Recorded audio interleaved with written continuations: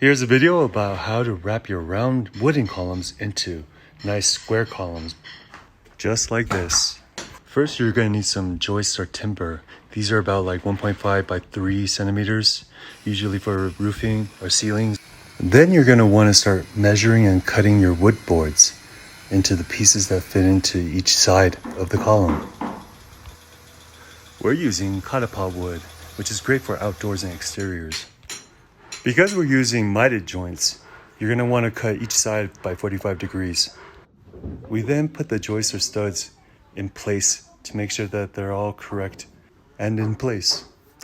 Next, we start mounting on the frames and making any adjustments you might need to make sure that it's nice and leveled. This can be a little bit challenging if you're doing it by yourself. It's best to work with someone else, but you want to make sure you do all the leveling, and it's best to use a laser. Or you could even dangle a string and make sure that everything's nice and aligned vertically. Here's a look on one side that we already put in place.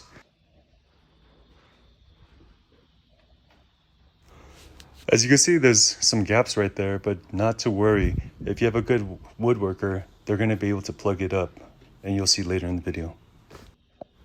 You're not going to want to nail them all in completely flat until you have all 4 sides up, and that's when you're going to want to really make sure that they're all in place and fit nice and tight.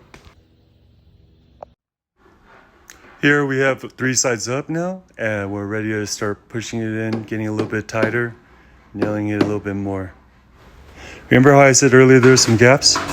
As you can see here, they did a really good job, and now those gaps are filled and you almost can't see.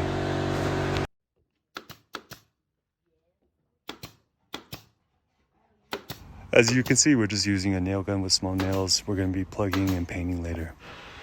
Now, getting it precise with the mitered joints is a little bit difficult, so sometimes you're going to have to play around and adjust, shave a little off here and there. They say mitered joints isn't for the faint of heart if you're doing long columns. So here it is, ladies and gentlemen, the finished product.